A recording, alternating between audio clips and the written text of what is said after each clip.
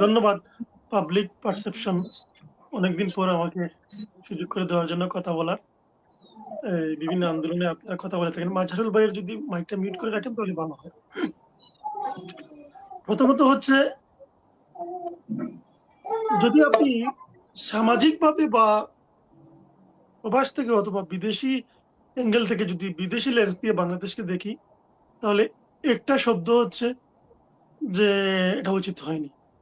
এটাই একটা শব্দ। এটা উচিত হয়নি। কারণ বিদেশের কাছে আমরা অনেক বিভিন্নভাবে আওয়ামী লীগ ষড়যন্ত্র করতেছে, এটাকে জঙ্গিবাদের উত্থান বলতেছে এরকম। যে এখানে দেখা গিয়েছে ২ টা জিনিস হয়েছে। ভাঙ্গাভাঙ্গি হয়েছে, পাশাপাশি কেউ নারায়ে তকবীর আল্লাহু আকবার বলে স্লোগান দিয়েছেন। অবশ্য নারায়ে তকবীর আল্লাহু আকবার আমাদের একটা স্লোগান, ধর্মীয় স্লোগান। সেটা ওইসব জিনিসে না দিলেই হতো। যেটা আসলে কারণ যদিও বলেন যে আমরা মুসলমান ভয় পাওয়ার কি আছে? It's not like this. আপনাকে সেফ থাকা, আপনাকে ভালো থাকা অথবা ভালো পজিশন থেকে লড়াই করা হচ্ছে একটা যুদ্ধেরও একটা কৌশল। রাজনীতিরও একটা কৌশল। আপনাকে সেই ম্যাচুরিটি থাকতে হবে যে আপনি এই ভালো জায়গা থেকে কিভাবে লড়াই করতে পারেন। তো এটা ভালো হয়নি। অন্যদিকে এই ঘটনাটা ঘটেছে কেন? এটা যদি আমি বলি একজন রাজনৈতিক কর্মী হিসেবে বিশ্লেষণ করি যদি, তাহলে বলব ভাই প্রধানমন্ত্রী সাবেক প্রধানমন্ত্রী শেখ হাসিনা উনি খুব সহজেই চলে আসছেন মানে লাইভে। বোরিং একটা লাইভ ছিল আমার জন্য। আমি শুনছি এটা। আসলেই খুব বোরিং ছিল। কারণ সেই ভাঙ্গা ক্যাসেট আবার শুনতে আচ্ছা, হয়েছে। আচ্ছা, যাই হোক, হচ্ছে এখানে একটা প্রশ্ন করি। আপনি লাইভটা শুনেছেন, আসলে কোন আগ্রহ থেকে আপনি লাইভটা শুনেছেন? না শুনেন, আগ্রহের বিষয়টা হচ্ছে আপনি যখন পলিটিক্স করবেন বা পলিটিক্স প্র্যাকটিস করবেন, আপনার শত্রুপক্ষ থেকে শুরু করে বন্ধুপক্ষ সবার কথা আপনাকে শুনতে হবে। এই মেসেজটা আপনার মাথায় রাখতে হবে। এখানে যে এই শোনার মানে এই নয় যে উনার নির্দেশনা আমি শুনতেছি। আর শোনার মানে হচ্ছে আমি জানতে চাই ও বুঝতে চাচ্ছি যে উনি আসলে কি বলতে চাচ্ছেন। আমার কাছে মনে হচ্ছিল উনি হয়তো ক্ষমা চাইবেন বা এরকম কোনো কিছু হতে পারে যে উনি যে এতগুলা অপকর্ম করেছেন, ওরা আসলে তো আওয়ামী লীগ একটা মাফিয়া গ্যাং ছিল। ওরা কোনো ফ্যাসিস্ট বা কোনো সরকার বা গভর্নর ছিল না। এটা আসলে একটা গ্যাং ছিল। একটা গ্যাং বসেছিল বাংলাদেশের শাসনে। তো ৩২ নম্বরে যেটা হয়েছে উনি হঠাৎ করে চলে আসলেন সেই এই পুরনো সিম্পেথি, সেই আবেগের কথা, সেই ইমোশনাল কথাবার্তা দিয়ে মানুষকে বোঝানোর চেষ্টা করেছেন। পাবলিক আবার গরম হয়ে গিয়েছে।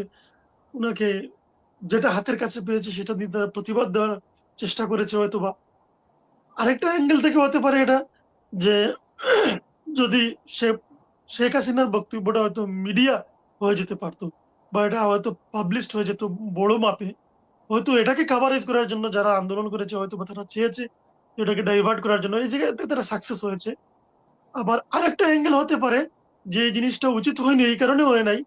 বঙ্গবন্ধু ৭৫ এর আগের বঙ্গবন্ধু হচ্ছে এটা আমি সবসময় বলি, আপনি যদি স্বীকার না করেন আপনার অস্তিত্ব বা আপনার ইতিহাস যদি স্বীকার না করেন তাহলে আপনি নিজের অস্তিত্বকে স্বীকার করলেন না। বঙ্গবন্ধুর একটা রাজনৈতিক আদর্শ ছিল। সে একজন সংগ্রামী ছিল।